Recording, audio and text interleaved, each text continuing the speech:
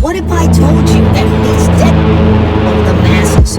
But what if I told you that these deadly games were part of a grander scheme? A scheme that might have helped bring down the Roman Empire itself.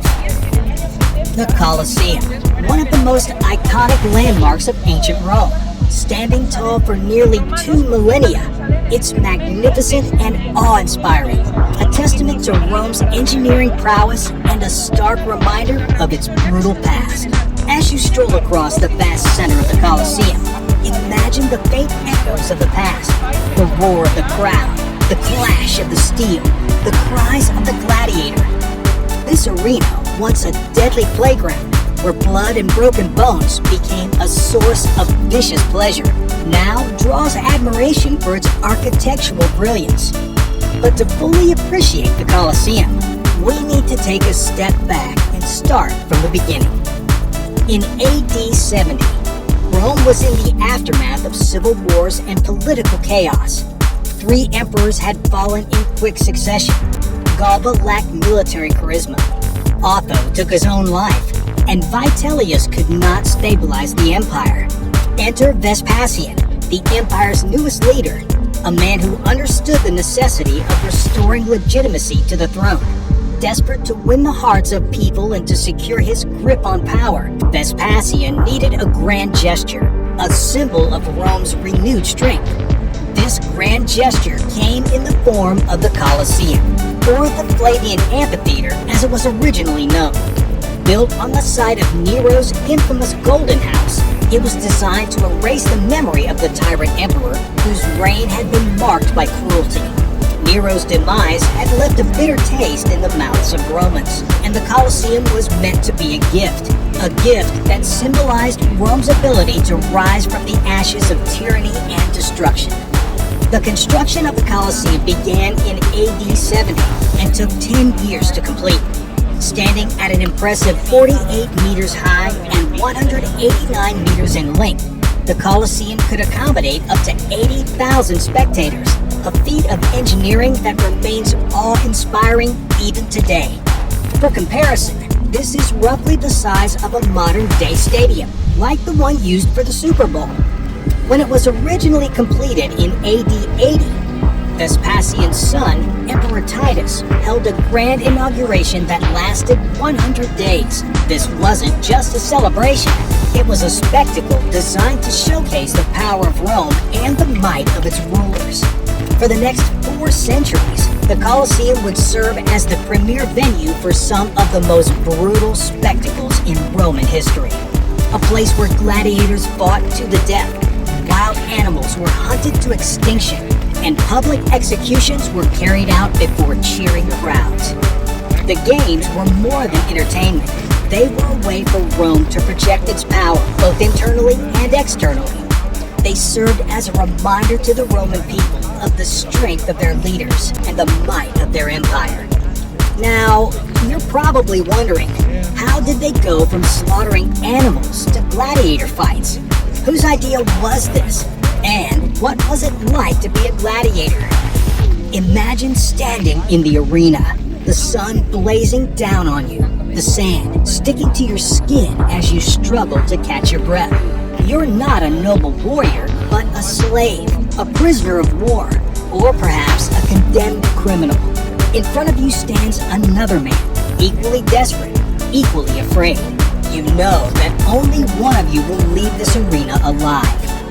This was the life of a gladiator, a life of violence, fear, and uncertainty. The gladiatorial games are one of the most iconic aspects of the Colosseum's history, but the reality of these games was far from the romanticized version often portrayed in modern media. Gladiators were not noble warriors fighting for honor. They were forced to fight for the amusement of the crowd. The origins of the gladiatorial games are ¿Estás buscando un coche? Tu coche ahora en AutoHit. somewhat obscure. Some believe the games were influenced by the Etruscans, an ancient civilization that predated Rome. Others trace the origins to the early Roman Republic, where the games were held as part of funeral rites to honor the dead.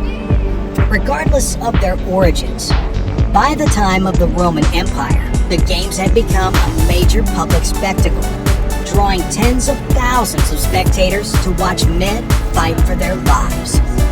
Clearly, pitting a scrawny slave against a bulked-up prisoner of war doesn't seem right, does it? Did these men at least get the opportunity to prepare themselves?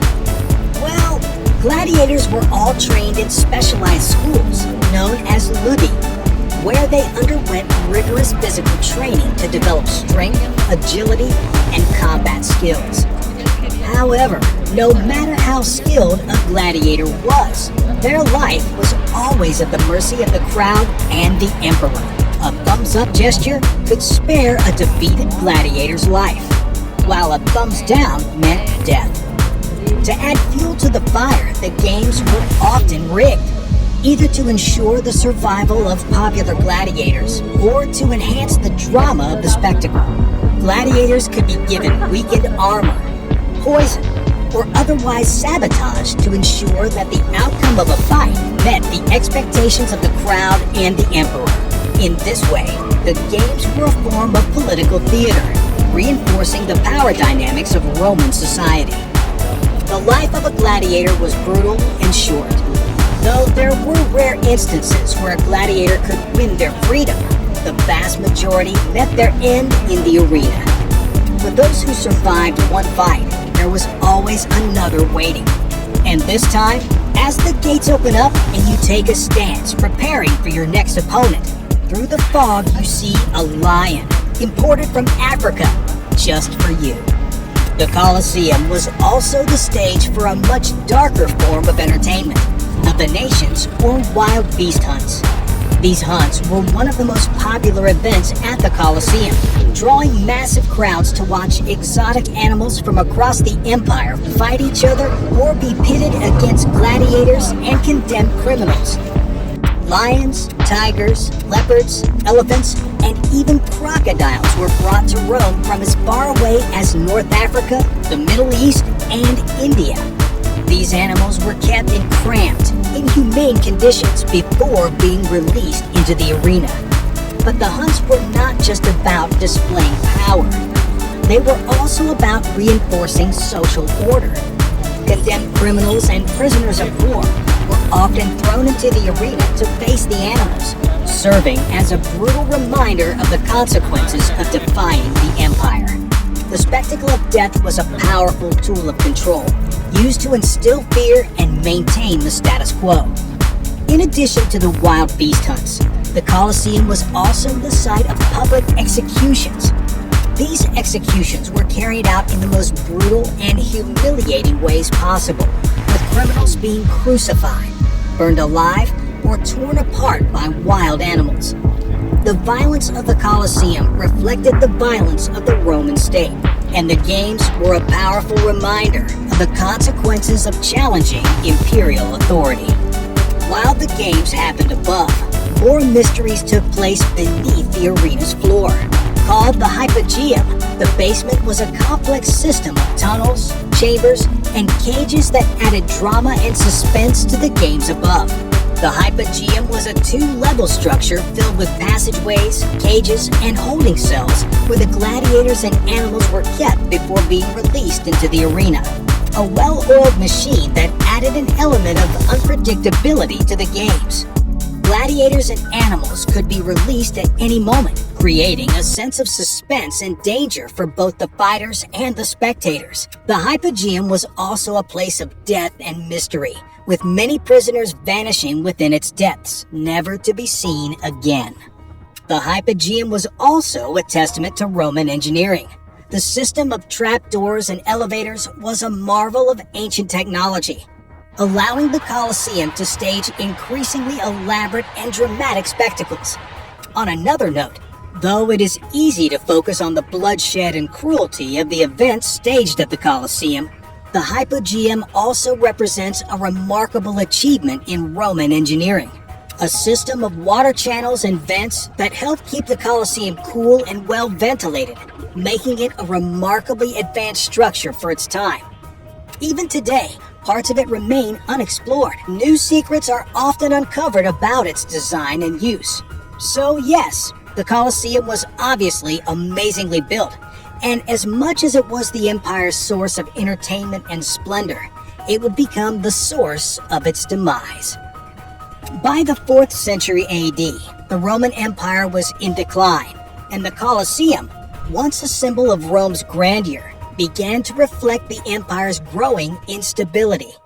As the empire faced increasing financial strain, the cost of maintaining the Colosseum and organizing the elaborate games became a burden on the state. The lavish spectacles, once used to pacify the masses, now contributed to the empire's financial woes. One of the most significant political strategies associated with the Colosseum was the policy of bread and circuses. This policy aimed to pacify the populace by providing free grain and entertainment, diverting attention from the deeper problems facing the empire. The games became a tool for emperors to distract the masses from the corruption, economic instability, and political chaos that plagued Rome. The rise of Christianity also played a role in the decline of the games. As Christianity spread throughout the empire, moral and ethical questions arose about the violence and cruelty of the spectacles. In AD 325, Emperor Constantine, the first Roman emperor to convert to Christianity, outlawed the gladiatorial games, marking the beginning of the end for the Colosseum as a venue for bloodshed. Over the following centuries, the Colosseum fell into disrepair. Earthquakes, fires, and neglect took their toll on the once mighty structure, and much of its stone was repurposed for other building projects throughout Rome. However, despite its decline, the Colosseum remained a symbol of Rome's past, a monument to its former glory and a reminder of the brutality that once took place within its walls. Today, the Colosseum stands as a testament to Rome's history. Though no longer a site of bloodshed, it continues to draw millions of visitors each year who come to marvel at its architecture and reflect on the darker aspects of Roman history. The restoration and preservation efforts that began in the 19th century have helped protect the Colosseum from further decay. Today, visitors can explore the arena, walk through the Hypogeum, and imagine what it must have been like to stand in the center of the Colosseum, surrounded by thousands of spectators cheering for blood. It is both a marvel of engineering and a reminder of the cruelty and violence that once defined Rome. The Colosseum may no longer echo with the sounds of battle, but its story still resonates today. As we look upon its ruins, we're reminded of the rise and fall of one of history's greatest empires.